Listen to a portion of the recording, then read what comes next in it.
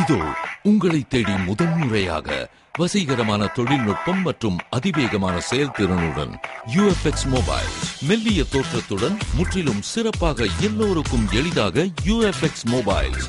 உங்கள் நவீன தலைமுறைக்கான mobile. UFX Mobiles. Make your move.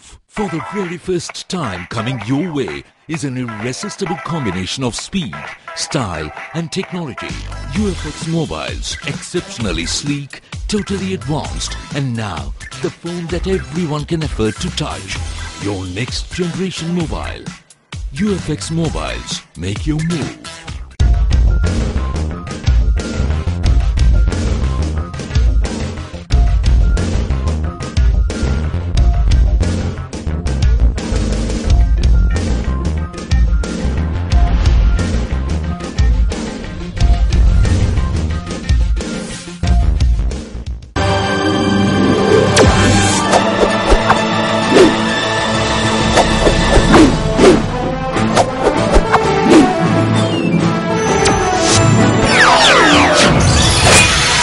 நீங்கள் பார்த்துக் கொண்டிருப்பது AJK டிவியின் புதுவை மாலை.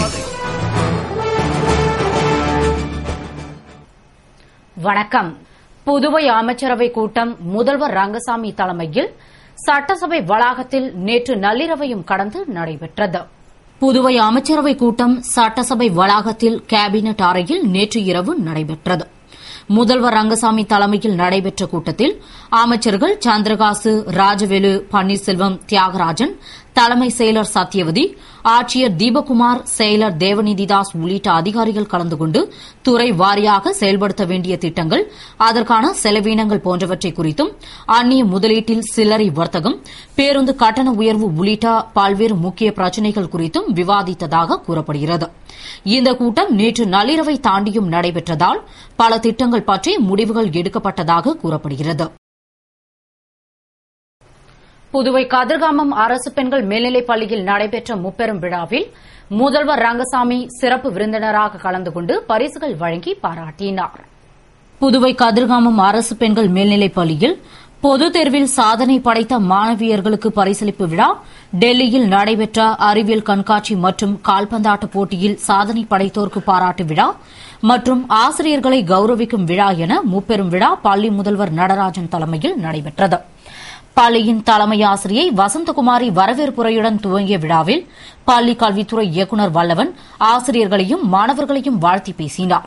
விழாவில் சிறப்பு விருந்தினராக முதல்வர் ரங்கசாமி கலந்து கொண்டு பொதுத் தேர்வில் முதல் 3 இடங்களை பிடித்த மாணவியருக்கு கைக்கடிகாரங்களையும் ரொக்க பரிசினையும், சாதனை படைத்த மாணவியருக்கு பரிசினையும், ஆசிரியர்களுக்கு கௌரவப்படுத்தி பரிசினையும் வழங்கி பாராட்டி பேசினார்.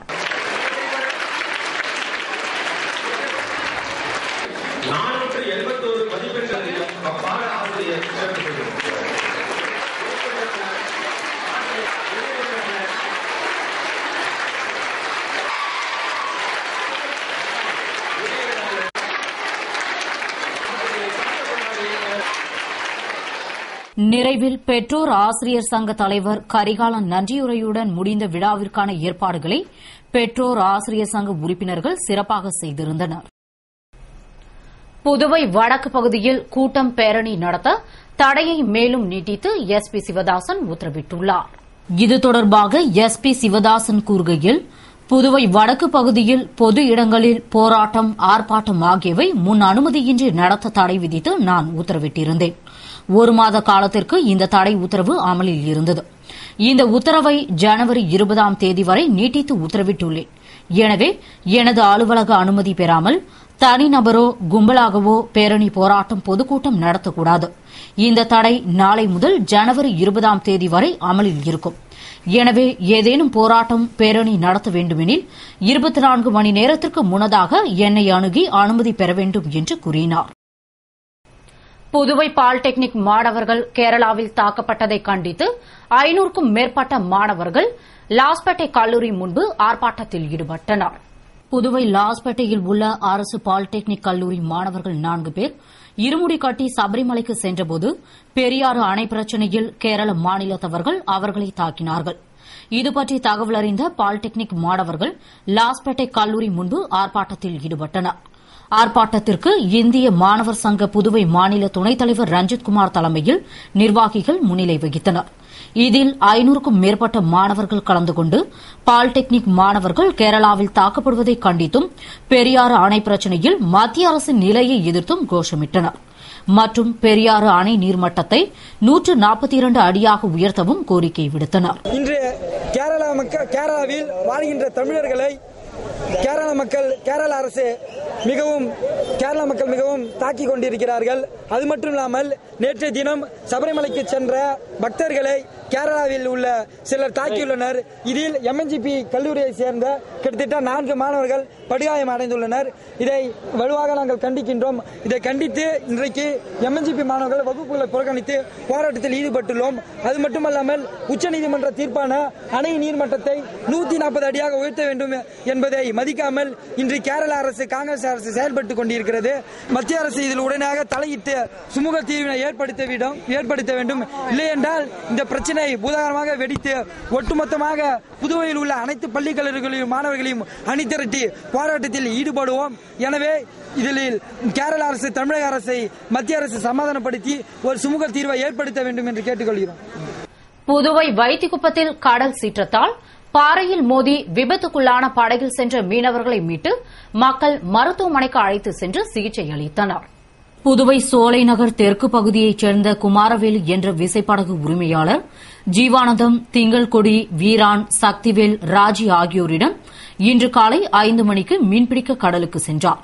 சுமார் 200 மீட்டர் தூரம் வைத்திக்குப்பம் அருகே அவர்கள் சென்று கொண்டிருந்தபோது கடல் சீற்றத்தினாலும் பலத்த காற்று வீசியதாலும் படகு பாறையில் மோதி கவிழ்ந்தது. அதில் சென்ற மீனவர்கள் படுகாயமடைந்து கரைக்கு வர தத்தளித்து கூச்சலிட்டனர். படகில் கொண்டு சென்ற வலை போன்ற பொருட்கள் கடலில் அடித்து செல்லப்பட்டு படகு சேதமடைந்தது. மீனவர்களின் கூக்குரலை கேட்ட வைத்திக்குப்பம் மீனவ மக்கள் விரைந்து சென்று காயமடைந்த மீனவர்களை மீட்டு மருத்துவமனைக்கு கொண்டு சென்று சிகிச்சை அளித்தனர் மற்றும் கிரேன் கொண்டு வந்து படகை மீட்டனர். அதிர்ஷ்டவசமாக இந்த விபத்தில் உயிர் தப்பிய மீனவர்கள் அதிகாலை கடல் சீற்றம் அதிகமாக இருந்ததால் இச்சம்பவம் ஏற்பட்டது என தெரிவித்தனர். சரியான பாதுகாப்பு இல்ல. வைத்தியம் சோலை நகர் பாத்தீங்கன்னாக்கா குறிச்சிப்போ அதெல்லாம் ஓரளவுக்கு பாதுகாப்பு இருக்கு. எங்க 2 ஊர் பாத்தீங்கன்னா சுத்தமா பாதுகாப்பே இல்ல. கடல் தொழில பண்ண முடியாம கஷ்டமா இருக்கு. இந்த ரப் சீசன் வந்ததுனாக்கா கடல் அரிப்பால ஒருத்தவங்க கூட கடலுக்கு போக முடியல. எங்க குடும்பம்லாம் ரொம்ப கஷ்டத்துல இருக்கு. அரசாங்கமா இது முன்னெடுத்து ஏற்கனவே டெண்டர் விட்டு தான் சொன்னாங்க. கல்லு கொட்டியாச்சு, கல்லு கொட்ட போறாங்கன்னு. ஆனா 8.5 கோடி டெண்டர் விட்டாச்சுன்னாங்க. இது வரைக்கும் ஒரு கல்லு கூட கொட்டினது கிடையாது கவர்மெண்ட் மூலியமா. இதே சூழ்நிலை போனாக்கா நாங்களாம் இந்த தொழிலே அறவே விட்டுட்டு நாங்க மேல பசிம்பட்டினமா சாக வேண்டியதான்.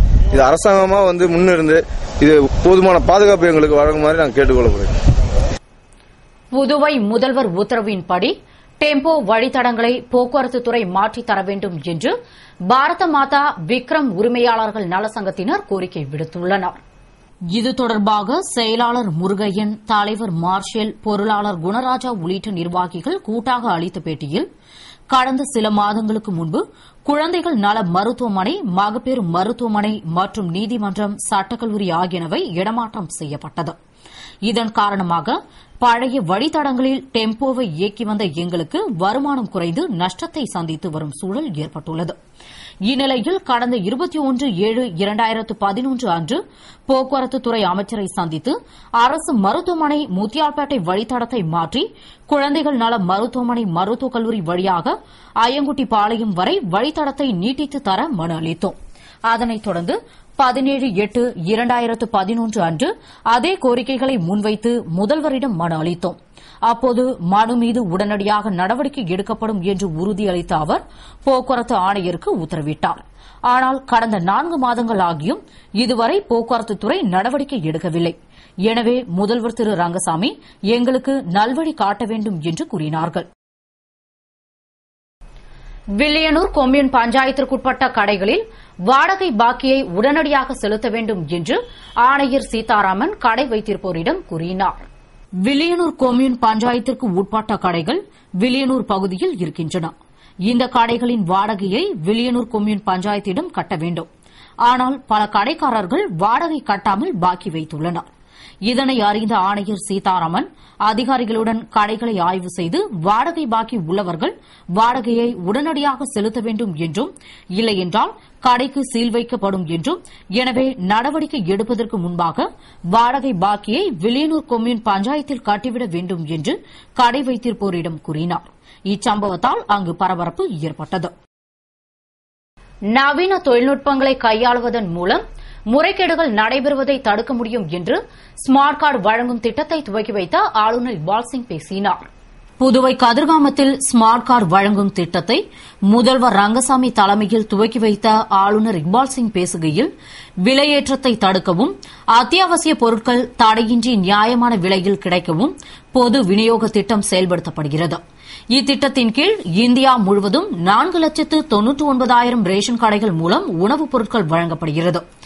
எனினும் குறிப்பிட்ட இலக்கை அடைய முடியவில்லை. வறுமை கோட்டிற்கு கீழ் உள்ள மக்களுக்காக வழங்கப்படும் உணவுப் பொருட்கள் முறையாக அவர்களை சென்றடைவதில்லை. பொது விநியோக திட்டத்தின் கீழ் வழங்கப்படும் பொருட்கள் வெளி மார்க்கெட்டுக்கு திருப்பிவிடப்படுகின்றன என்றும் நவீன தொழில்நுட்பங்களை கையாளுவதன் மூலம் இத்தகைய முறைகேடுகளை தடுக்க முடியும். அதன் அடிப்படையில் அதிநவீன தொழில்நுட்பத்துடன் கூடிய ஸ்மார்ட் கார்டு வழங்கப்படுகிறது. இதனால் போலியான குடும்ப அட்டைகளை அடையாளம் கண்டு அகற்ற முடியும். மேலும் உணவுப் பொருட்கள் உரிய நேரத்தில் உரிய பயனாளிகளை சென்றடைகிறதா என்பதை கண்காணித்து உணவு பாதுகாப்பை உறுதி செய்ய முடியும் என்று பேசினார். புதுவை வில்லியனூர் ஏழை மாரியம்மன் கோவிலில் ஐயப்ப சுவாமிக்கு மகோத்சவத்தை முன்னிட்டு 108 சங்காபிஷேகம் மற்றும் சுவாமி வீதி உலா நடைபெற்றது. புதுவை வில்லியனூரில் எழுந்தருளியுள்ள ஏழை மாரியம்மன் கோவிலில் குடிகொண்டுள்ள ஐயப்ப சுவாமி தேவஸ்தானத்தில் மகோத்சவம் நடைபெறுவதை முன்னிட்டு 108 சங்காபிஷேகமும் சுவாமி வீதி உலாவும் நடைபெற்றது. விழாவிற்காக ஐயப்பனுக்கு 108 சங்காபிஷேகம் நடத்தப்பட்டு பஜனையுடன் சிறப்பு வழிபாடுகள் நடைபெற்றது. பின்னர் சிறப்பு அலங்காரத்தில் ஐயப்பன் மின்விளக்குகளால் அலங்கரிக்கப்பட்ட வாகனத்தில் மேலதாளங்கள் முழங்க மாட வீதிகளில் வலம் வந்தார். வழிபாடு மற்றும் ஊர்வலத்தில் முன்னாள் சட்டமன்ற உறுப்பினர் நடராஜன் கலந்து கொண்டு விழாவிற்கு தலைமையேற்று சாமி தரிசனம் செய்தார். திரளான பக்தர்கள் பங்கேற்ற விழாவிற்கான ஏற்பாடுகளை அறங்காவல் குழுவினர் ஐயப்ப பக்தர்கள் மற்றும் பொதுமக்கள் செய்திருந்தனர். இத்துடன் செய்திகள் நிறைவடைகின்றன. வணக்கம்.